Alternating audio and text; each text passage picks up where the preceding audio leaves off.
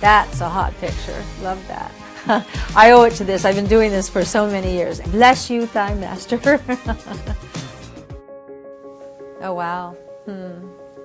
That picture is significant because at that time, people didn't take a lot of pictures. Snapshots were a luxury. And that's my father, my older sister Maureen, my younger brother Danny, and then I'm the little one down in the corner. My father was an alcoholic. It's not easy growing up with an alcoholic. He would tell me the same thing over and over. You're stupid, you're hopeless, you're worthless, you're nothing, you're a big O. And that went on for so long until one very violent night where I went after him. And I think that was the first night I ever took my power. I'll show you. You can't treat us like this. And I've used that my whole life. We all have moments where your life can fall apart, or you can use it, like judo, using forward energy to win, making the negative work for you.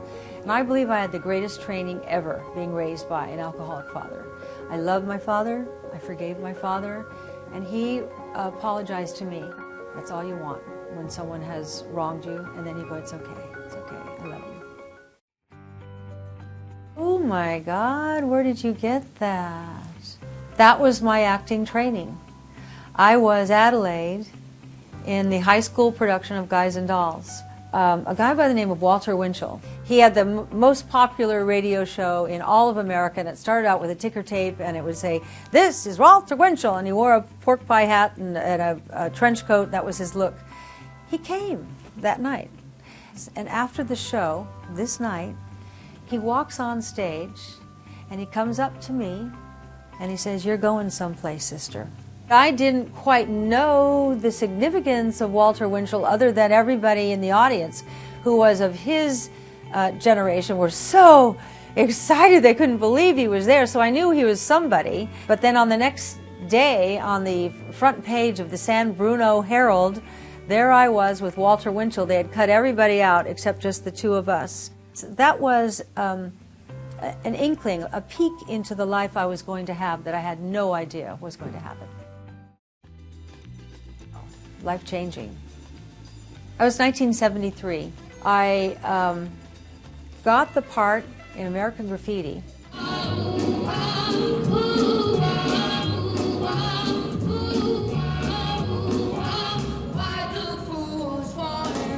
What did you say? Wait, what did you say? I had an agent who booked me as an extra, and she calls and she had this dry English accent. She says, "You have an audition for George Lucas." Whoever George Lucas was, that doesn't require any talent. All you have to do is be blonde, and she hung up. So I went to the audition. I didn't have enough money to get across the Golden Gate Bridge, so I left a lipstick as collateral. Note to self, you can get across the bridge with your old lipsticks. So I walk in, and George Lucas said, "Can you drive?" And I said, "Yeah." He said, "Thank you." So I left thinking, how stupid was that? Can you drive? Am I glad I didn't get a ticket for this? And I, you know, at least I figured out how to get across the Golden Gate Bridge. I get into my little apartment in Sausalito, and the phone is ringing. And it's the dry agent going, "You got the part." She said, "You have one line." I said, "What is it? Do you have a script?" And she said, "You don't need a script." She said, "The words are, 'I love you.'" So in front of my bathroom mirror that night, I kept practicing "I love you." Every way I could think of, "I love you, I love you, I love you." And the next day I get in the car, and George Lucas comes up to me and he says, "Oh, by the way, just mouth it." So I never even got to say my line. This is a life-changing moment. 5 seconds on film that will never be forgotten. And George Lucas said to me that night, when he said, "Just mouth it." And at the end of the night he said, "I just want to tell you something." I said, "What?" He said, Everybody will always remember the mysterious blonde and the Thunderbird." Now at the time I thought, well, I don't think so. But you know what? It's kind of true.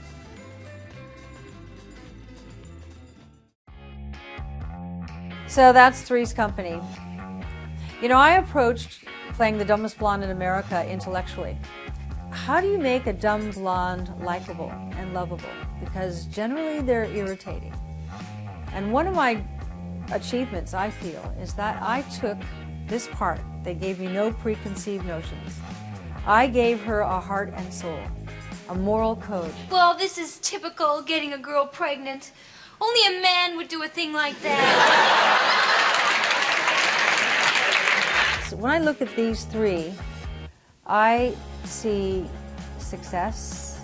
I think what I've worked on most is, and have succeeded, self-esteem. We women are so hard on ourselves. We never measure up. We try to be perfect. In order to survive and thrive and deal with success, I went to therapy a lot.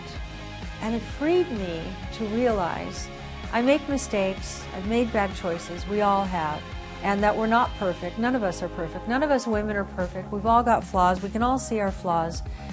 To focus on what you like about yourself rather than what you don't like about yourself. And that's what I do in my life today. That's a hot picture. Love that. Another life-changing thing. This changed my life. This changed my fortune. This actually made me wealthy. But that isn't the real thing that came out of this. I was fired at the height of Three's Company at 6 years when my contract was up. I was at top of the heap. I succeeded. I was there.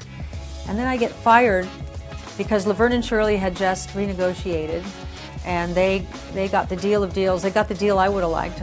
I just felt that I had a right to be paid according to the amount of tickets that I was selling. And so the network decided they had to stop this. So I was out. A voice in my head said, why are you focused on what you don't have? Why don't you focus on what you do have? And what I realized was that I had enormous visibility. Everybody knew my name, and we had to figure out a way to make a living. And I said to my husband, we have to find a way I can make a living where I don't have to show up. And he said, oh, passive income? And I said, whatever. This was passive income. I used to do aerobics till I dropped. Then I found Thighmaster. Every single time you squeeze Thighmaster, you strengthen and tone right where you need it. You can see from this picture, I no longer have low self-esteem. I've done the work. I feel good about myself. So this success made me realize, keep reinventing. Keep reinventing. Never stop reinventing.